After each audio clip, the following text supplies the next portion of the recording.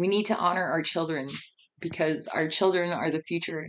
And I love children because, and they're so full of wonder. They're still so fresh and so pure and so divine light. We all were when we were young. It wasn't until we got conditioned and programmed into not being that, into not knowing our own divinity. That's why it's so important to honor our children, because they're little masters in their own rights. They live because they have no limitations that have been placed on them yet. They haven't been programmed or conditioned.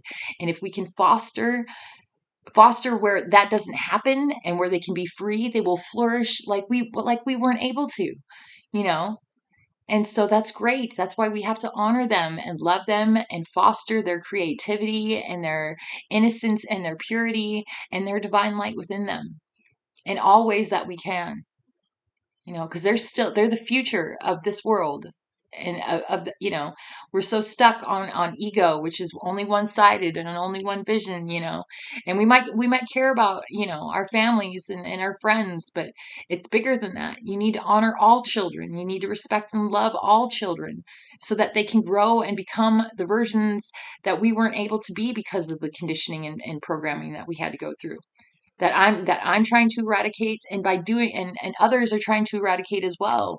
And by honoring our children in that way, it will eradicate it as well.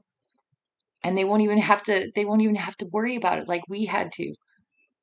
They won't have to experience the suffering and the pain that we've had to, because we came into an area and in a time where that programming, conditioning, and trauma and hurt and wounding was a thing.